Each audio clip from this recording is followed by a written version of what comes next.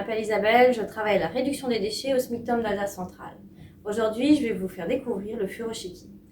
Oui, à l'occasion du mois du Japon, organisé par la ville de Célestat, nous allons vous montrer l'emballage japonais qui existe depuis des siècles. En fait, il a été développé au 8e siècle. Les gens s'en servaient pour transporter des objets précieux ou des vêtements pour les cérémonies. Alors, on va voir aujourd'hui 3 pliages. Voilà, tout de suite. On va commencer par la bouteille.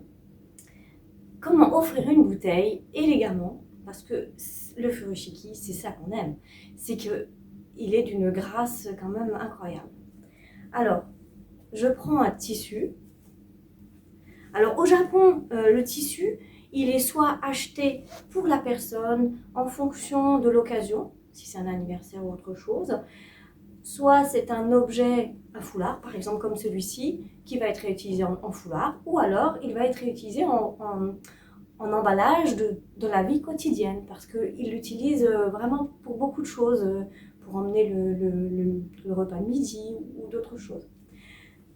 Nous allons dans le zéro déchet, et c'est un foulard de deuxième main, et qui est satiné, donc vous allez voir que ça tombe très bien pour un emballage.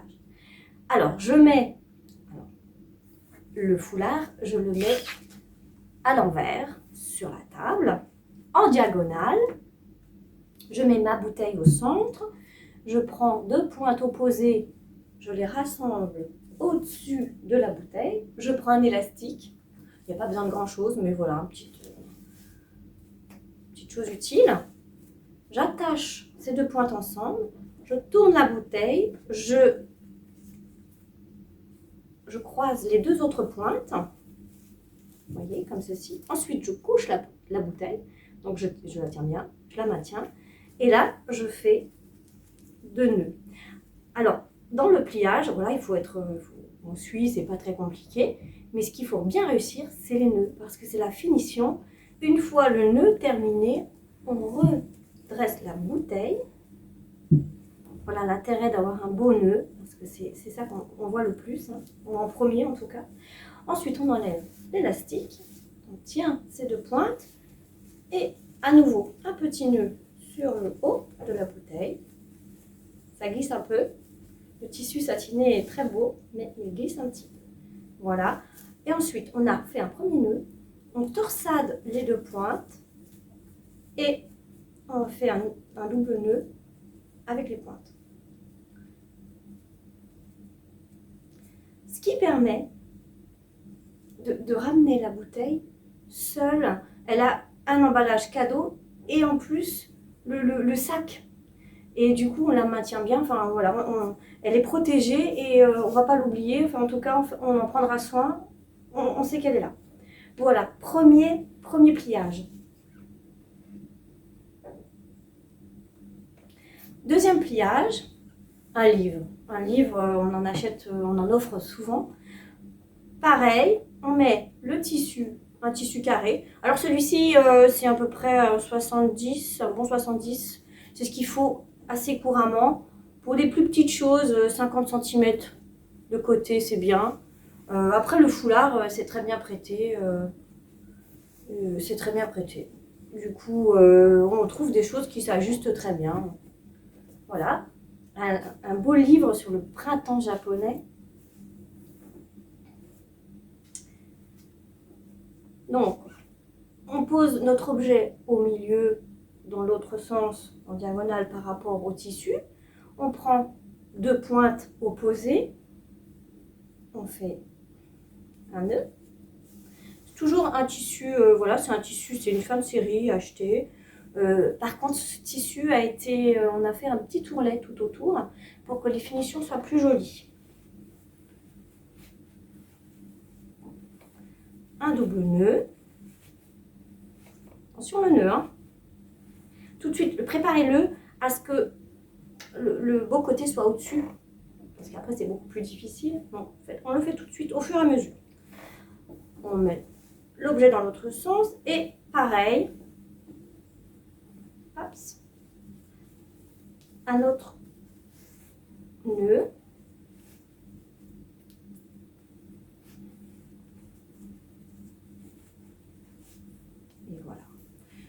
Donc là, c'est l'emballage à 4 pointes.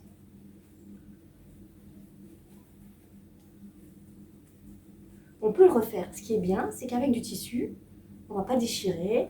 On peut refaire le paquet, il n'y a pas de problème. On peut mieux le faire encore. Hein. Bon.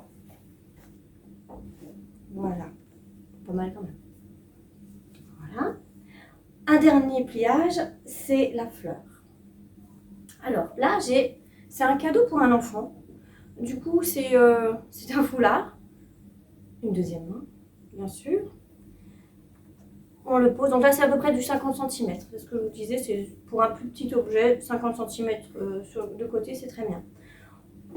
Pareil, alors, on met en diagonale, c'est plus simple. On peut s'en sortir aussi autrement. On met l'objet au milieu, deux pointes opposées ensemble, et on fait à nouveau une queue de cheval. Pour les filles, c'est facile. Voilà, on met l'objet dans l'autre sens. Voilà. Et puis, les deux autres pointes, opposées toujours, c'est les pointes qui restent, on les torsade et puis on fait un petit nœud, un peu comme pour la bouteille. La différence, c'est qu'on va faire naître une fleur au centre. Voilà. Alors avec cet emballage en tissu, on préserve toujours la surprise. L'enfant va pas, voilà, il va pas voir ce que c'est, donc il va ouvrir, on va peut-être un peu être décontenancé pour la première fois puisque c'est un tissu, mais je suis pas si sûre. Et voilà, il aura double cadeau puisque là on pourra l'utiliser en plus comme foulard pour l'été. Ce qu'on fait, c'est que les deux pointes qui sont restées au centre dans la queue de cheval, on va tourner la pointe vers l'élastique. On la met carrément, on la glisse à l'intérieur. Voilà. Pas un petit peu plus que la pointe. Voilà, on a déjà une demi-fleur. Et pareil de l'autre côté.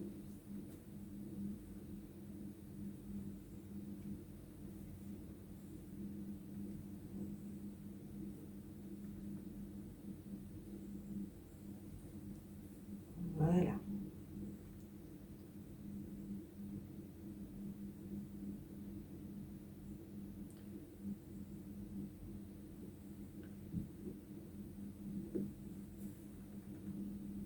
Et voilà notre petite fleur. Et la anse, enfin voilà, on a de nouveau un emballage cadeau. Et en plus, on a notre sac. Donc on va le tenir. Il y a une certaine, enfin, je trouve qu'il y a une certaine élégance avec cet emballage-là. La petite fleur qui est là, vous la retrouvez sur cet emballage et sur celui-ci. Là, en fait, la queue de cheval, on a utilisé les 4 pointes. Ce qui fait qu'on n'a pas la anse, mais on a une plus grosse fleur. Ici, c'est simplement un nœud avec 2 pointes. Et le reste, on rabat en fait la dernière pointe, on la place en dessous. Voilà, c'est très simple. Hein. Mais c'est vrai que voilà, chacun son préféré, son mode de pliage préféré.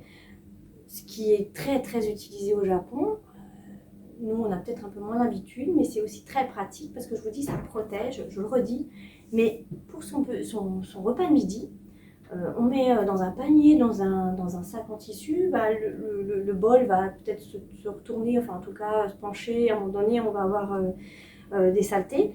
Alors que si on emballe son déjeuner dans un furoshiki, il sera maintenu, c'est ajusté. Alors là, c'est l'inverse, on a mis le côté un peu moins joli à l'extérieur. Pourquoi? Puisque si on fait un pique-nique, eh bien, on a notre petite nappe, le goûter des enfants, et voilà, on a notre printemps avec soi, et on peut déjeuner. Pareil pour la gourde ou la bouteille d'eau pour emmener pour le déjeuner, pas de souci. Et puis pareil, on emballe, hein, on fait des petits nœuds, et puis ça ne bouge pas, enfin, il n'y a pas de souci, ça tient bien. Voilà, donc retrouvez toutes les astuces sur notre site internet, sur Instagram ou sur notre Facebook. À bientôt!